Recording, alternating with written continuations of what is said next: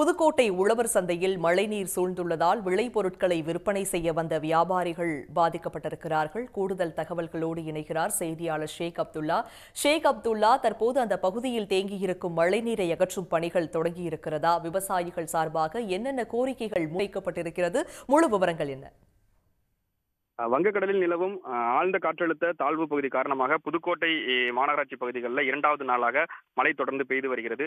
குறிப்பாக அதிகாலை முதல் இடைவிடாமல் கொட்டி தீர்த்த மழையால பல்வேறு தாழ்வான பகுதிகளில் மழைநீர் தேங்கியிருக்கு. குறிப்பா இடையப்பட்டி காட்டு பகுதியிலிருந்து அதாவது காட்டாற்று நீர் மாநகர பகுதிக்குள்ள வந்தனால பல்வேறு பகுதிகளில் சாலைகளில் மழைநீர் பெருக்கெடுத்து ஓடியது. குறிப்பாக புதுக்கோட்டை திலகர்திடல் அருகே மேல 4ஆம் வீதியில் உள்ள உழவர் சந்தை பகுதிகளிலேயே மழைநீர் தேங்கியது. இந்த உழவர் சந்தை பகுதியில ஏராளமான விவசாயிகள் அவர்கள் விளைவிக்கக்கூடிய விளைபொருட்களை கொண்டு தினசரி விற்கப்படுவது வழக்கம். அதே போல அந்த விவசாயிகள் விற்கக்கூடிய பொருட்களை மாநகர பகுதியில் உள்ள ஏராளமான பொதுமக்கள் வாங்கிட்டு போவாங்க. இந்நிலையில் தான் தொடர்ச்சியாக மழை பெய்து வந்தனால இங்க காய்கறிகளை விற்க வந்த விவசாயிகள் அந்த காய்கறிகள் மழைநீர் அந்த பகுதியில் சூழ்ந்திருந்தனால அந்த காய்கறிகளை விற்க முடியாம பாதிப்பு சந்திச்சாங்க.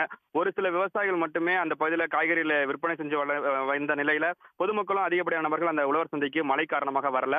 மேலும் அவங்க விளைவித்த பொருட்களை தண்ணீர் சூழ்ந்திருந்தனால அதை விற்க முடியாத நிலை ஏற்பட்டது.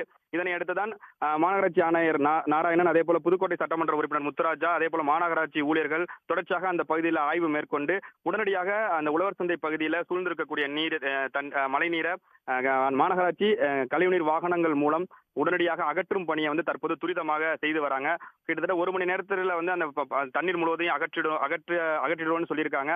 ஒவ்வொரு மழைக்கும் தொடர்ச்சியாக அதிக கனமழை பெய்தால் அந்த உழவர் சந்தை பகுதியில் மழைநீர் தேங்கக்கூடிய நிலையில இதுக்கு நிரந்தர தீர்வை ஏற்படுத்தணுங்கிறது விவசாயிகளுடைய கோரிக்கையாக இருந்து வருகிறது. புதுக்கோட்டை பகுதியை பொறுத்த வரைக்கும் தொடர்ச்சியாக மழை பெய்யும் பொழுது மாநகர பகுதிகளில் மழைநீர் சூழ்ந்தாலும் மழை விட்ட 1 மணி நேரத்திலேயே ஒட்டுமொத்தமாக தண்ணீர் வெளியாகக்கூடிய கட்டமைப்புல தான் அமைக்கப்பட்டிருக்கு. தற்பொழுது மழை சற்று ஓய்ந்துள்ள நிலையில பல்வேறு பகுதிகளில் சூழ்ந்துள்ள மழைநீர் தற்பொழுது வடிய தொடங்கி இருக்கு.